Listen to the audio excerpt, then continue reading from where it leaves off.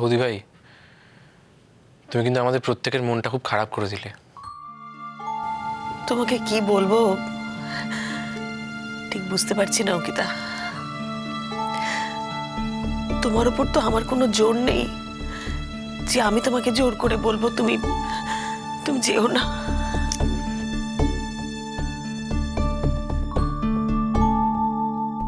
Aunty, of course তোমার আমার উপর জোর আছে, অফকোর্স জোর আছে, কিন্তু আন্টি তোমার আমার বিষয়। তুমি অনিরুদ্ধকে নিয়ে প্লিজ আমাকে জোর করো না আন্টি। বেঁচে থাকতে যে আর কত ভাঙন আমাকে দেখতে হবে কে জানে। দাদু ভাই, কিছু কিছু ভাঙন তো সুখেরও হয় বলো। কিছু মনে করো না, কিন্তু বাবার সঙ্গে যে আন্টির ডিভোর্স হয়ে গেছে, সম্পর্কটা ভেঙে গেছে, সেটাই তো আমার মনে হয় আন্টির অন্তত ভালো হয়েছে। আন্টি তো ওরকম একটা হাজব্যান্ড ডিজার্ভ করে না দাদু ভাই।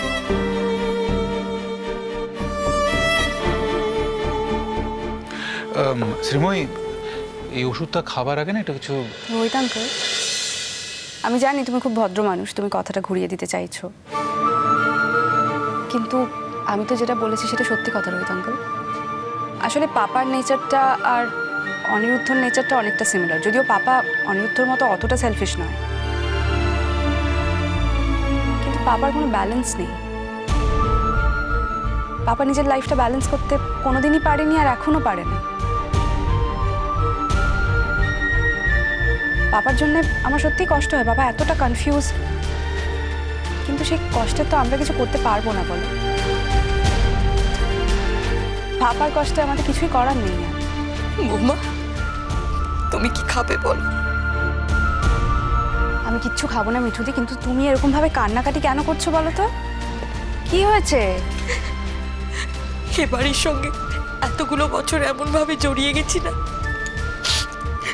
তুমি তো অনেক পরে এ বাড়িতে বউ হয়ে এসেছো।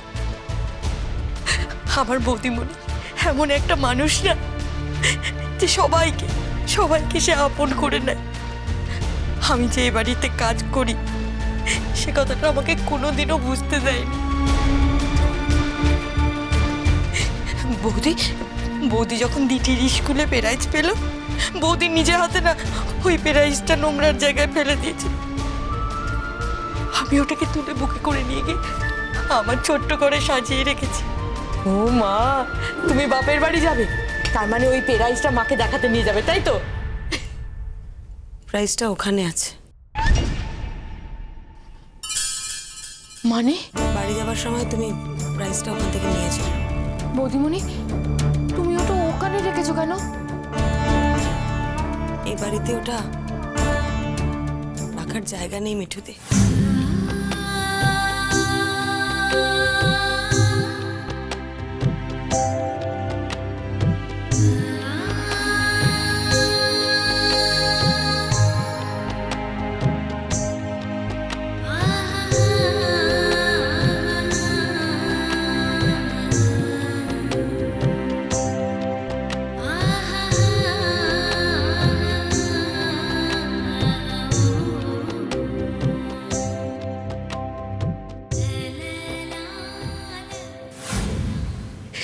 ডিঙ্কা বাবু যখন গান গেয়ে হাততালি কুড়োলো, মনে হলো আমার ছেলেটাই তো হাততালি কুড়োচ্ছে। জাম্বু যখন তোমাকে বিয়ে করে এ বাড়িতে নিয়ে এলো, আমার তো মনে হলো আমার ঘরে বৌমা এলো। আর আমাদের দিটি এই ডাক্তারি পড়ছে না, আমার পাড়ার কোনো লোক জানতে বাকি নেই, জানো তো? আমার পাড়ার কোনো লোক জানতে বাকি নেই।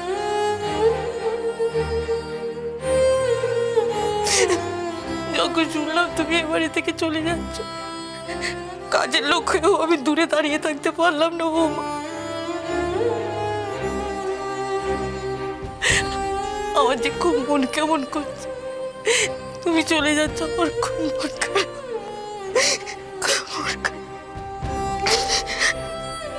আন্টিকে দেখো মিঠুদি।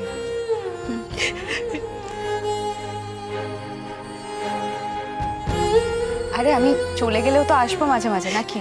আন্টির কাছে তো আমি আসবোই, দেখা তো হবেই। ভালো থেকো।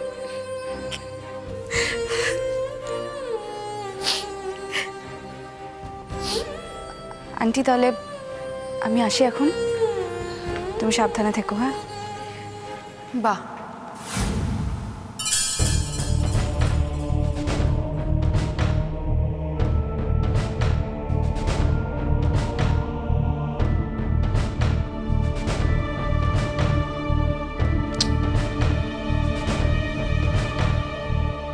বাহ মানে কি? না এই যে তোমরা সবাই এখানে গোল টেবিল সাজিয়ে গল্প করছো,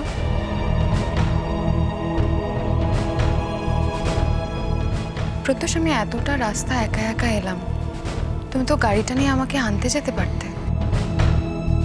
দেখলি তো টিঙ্কা, তোকে আমি কতবার করে বললাম যে আজ কি আর আসার কথা, তুই গাড়িটা নিয়ে একটু যা, তুই গেলি না। বারে আন্টি, প্রত্যুষ যদি আমাকে আনতে যেত তাহলে তোমার দেখভাল কে করতো? আর তাছাড়া ও তো নিজেকে তোমার সার্ভেন্ট বানিয়ে ফেলেছে।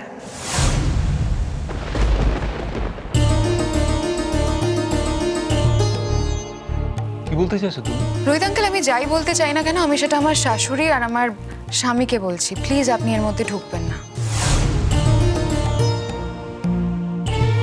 কিয়া তুমি বিশ্বাস করো, আমি কিন্তু টিঙ্কাকে অনেকবার বলেছিলাম কথাটা।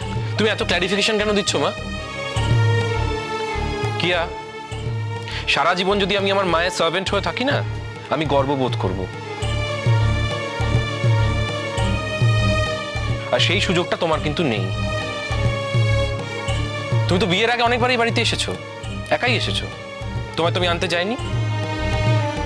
তুমি এখন কেন এক্সপেক্ট করছো যে প্রত্যেকবার বাপের বাড়ি থেকে আমি তোমায় আনতে যাব? তুমি তো ইন্ডিপেন্ডেন্ট মেয়ে, এটা তোমার ভাবার তো কথা নয়। আর তোমাকে আনতে যাওয়ার থেকে মায়ের কাছে থাকাটা গুরুত্বপূর্ণ ছিল, তাই আমি এখানে আছি। ক্লিয়ার? সেটা তো দেখতেই পাচ্ছি আমি। কিন্তু প্রত্যুষ, তোমার মায়ের খেয়াল রাখার লোকের তো অভাব হতো না?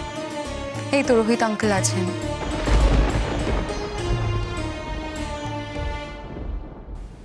তারপরে অঙ্কিতা দিকে দেখছি নিচ থেকে ওপরে উঠে এসেছে। কিয়া, আন্টির মতো মানুষের লোকের অভাব হবে এটা তুমি ভাবলে কি করে বলো তো? এটা তো তোমার ভাবাটা ঠিক হয়নি। আফটার অল তুমি লেখাপড়া শিখেছো, চাকরি বাকরি করো, টাকা রোজগার করো, কিন্তু সেই অনুযায়ী তো তোমার বুদ্ধিটা বাড়েনি দেখতে পাচ্ছি। আন্টির যেমন রোহিত আঙ্কেল আছে, সেরকম তো আমিও আছি, দাদু ভাই আছে, মিঠুদি আছে, আন্টির মেয়ে আছে, ছেলে আছে। আন্টির তো লোকের অভাব নেই, আন্টির তো ভরা সংসার। সেই সংসারে তুমি ঢুকতে পারোনি, সেটা কিন্তু তোমার প্রবলেম। কি তবে ঢুকতে চাইলে তুমি এখনো ঢুকতে পারো।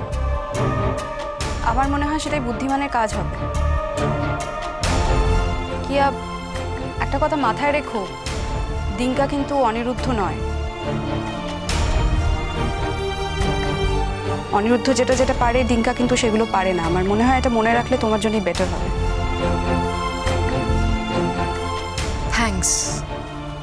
Thanks for your suggestion Ankita di. Ankita di, আমি কিন্তু তোমার সংসারে ঢুকতে চাই না, আমি তোমাদের হাজব্যান্ড ওয়াইফের মধ্যে নাকও গলাতে চাই না। তো প্লিজ আমি এটুকুনি এক্সপেক্ট করবো যে তুমি আমাদের ব্যাপারে ঢুকবে না।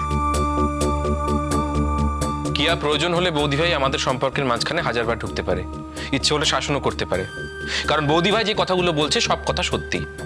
আহ টিঙ্কা, থাম না, কেন আবার শুরু করলি? অশান্তি বাড়াস না, আমার অশান্তি ভালো লাগে না।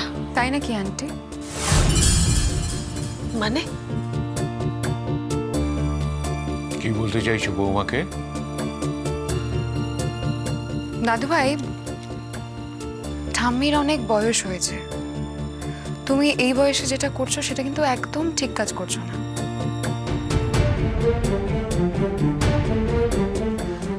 তোমার কিন্তু এখন ঠাম্মির সঙ্গেই থাকা উচিত। ও, সবার ঠিক ভুল তুমি এইটুকু বয়সেই জেনে গেছো, শুধু নিজের ঠিক ভুলটা এখনো জানতে পারো। রোহিত আঙ্কেল, আপনি আবার আমাদের সংসারের ব্যাপারে মাথা গলাচ্ছেন। দেখুন, যখন তখন এই বাড়িতে উপস্থিত থাকলে যে সমস্ত ব্যাপারে, মানে সংসারের সমস্ত ব্যাপারে নাক গলাতে হবে, এরকম কিন্তু কোনো মানে নেই।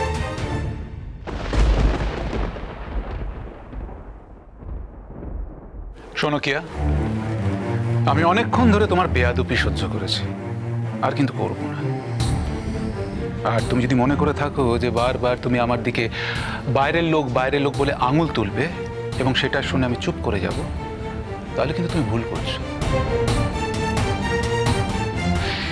এই যে তুমি অঙ্কিতাকে বললে যেটা আমাদের স্বামী স্ত্রীর ব্যাপার, সেটা অ্যাকচুয়ালি কিন্তু তুমি অঙ্কিতাকে বলনি, তুমি শ্রীময়ীকে অপমান করার জন্য কথাটা বলেছো এবং শ্রীময়ীকে অপমান করবে বলে তুমি তৈরি হয়ে এসেছো। এসব করো না কিয়া, কেন করো? তুমি শিক্ষিত, আমি একজন। আর এসব করলে না এই বাড়ির লোক কেউ সহ্য করবে না, আমি তো করবো না। রোহিতদা, ছেড়ে দিন না। ডিঙ্কার ওকে আনতে যাওয়ার কথা ছিল, ডিঙ্কা যায়নি, তাই হয়তো ওর খারাপ লেগেছে, সেজন্য দু চারটে কথা বলে ফেলেছে। কি এসে যায় তাতে? আবার বাড়িতে ঢুকিয়ে দেখলো যে ডিঙ্কা আমাকে নিয়ে ব্যস্ত, ওর হয়তো ব্যাপারটা ঠিক লাগছে না, তাই। শ্রীময়ী, প্রশ্রয় দিয়ে অন্যায় করতে শিখিও না। সত্যি কথাটা সোজা সাপটা মুখের উপর বলে দাও, তাহলে অন্তত বুঝতে পারবে যে ভুল করছে।